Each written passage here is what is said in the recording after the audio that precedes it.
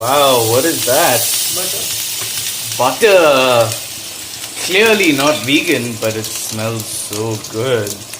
So what are we making, Mom? The gravy for Rajma Masala. Oh, yummy. So this is cooking with Mom. Whoa. It's a beautiful, rich North Indian delicacy, Rajma Masala. Butter and oil. Yummy. It smells great.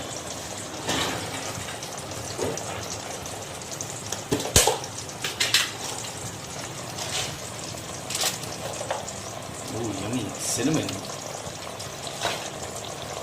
So, my mom just added a cinnamon stick. And then alright, so we're making Rajma Masala, and my mom has put a little bit of butter with oil, and now she's adding the whole spices. She added one whole cinnamon stick and one ground cardamom and some nutmeg. And these whole spices usually go into the Garam Masala, but the Garam Masala is a ground powder which loses its flavor very quickly if not stored properly. So instead, what really is preferable is to buy the whole spices and to add it to your tempering mixture, so the entire flavor is retained and gets into what you're cooking.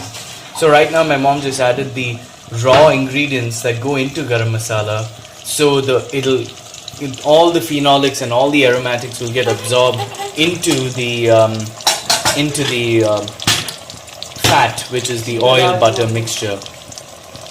My mom has already cooked the rajma, so that's the red kidney beans.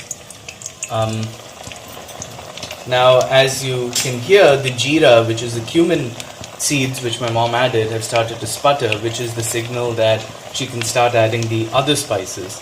And as you have noticed, turmeric and red chili powder play an important role.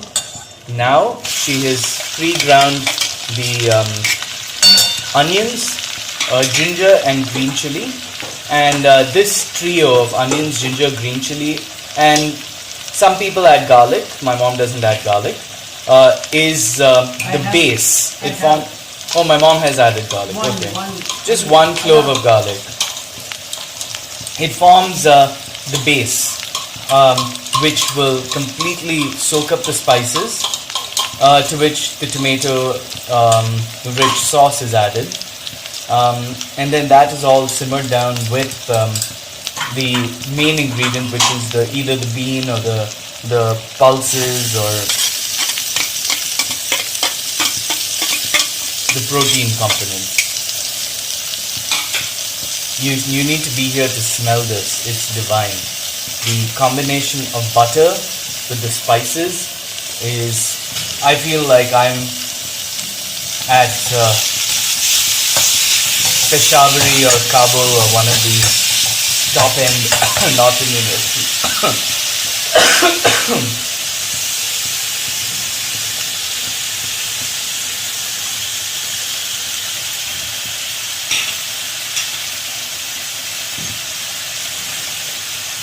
Well, the onions do make you cry, so you need to be ready to shed a tear or two. The spices do make you drool, so you do need to be prepared for that. So it would be advisable to wear an apron. Also, turmeric and red chili powder add a lot of color. Now my mom's going to add some bay leaves, which also go into the garam masala mixture and are extremely fragrant. It would be preferable if you can get fresh bay leaves, but it's understandable that fresh bay leaves are difficult to find. Dry bay leaves do the job. Now my mom's adding, what is this one? Dhania powder. Okay, so coriander seed powder. So there's a difference between coriander seed and the coriander leaf. So the coriander seed is a spice, the coriander leaf is an herb, and a lot of people don't know the difference between that. A spice is usually a dried plant product that is, as you know, the term spice is spicy, whereas an herb, it has more of those volatile aromatics which are lost in the heating process. Spices are more heat tolerant, whereas herbs are less heat tolerant. That's why you always add the herbs at the end. If you're adding the herbs, you add it to your watery component like a soup, so that the soup absorbs the volatile components and takes on the flavor. So that's what we did with the coriander, and that's what we do with basil, Thai basil. If you notice, all of these things are put into the curries or the soups at the very end. The same thing goes with citrus, but spices do not have that water component in it. All the aromatics, all the volatile aromatics have already been removed, and because of that, what remains is more pungent and has a stronger flavor. That's the biggest difference between a herb and a spice. So coriander, what we just added, the powder, was from the spice, the coriander seed, which is dried. We will add coriander leaf at the very end, after it is finished cooking, when there's just a little bit of heat left.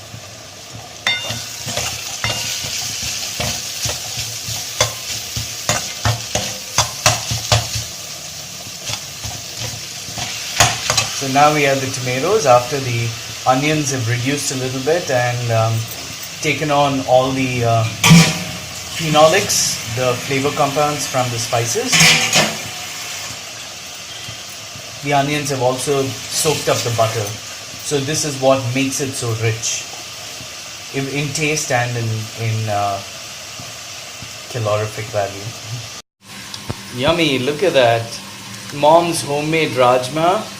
And if you prefer for party, you can add cream to it.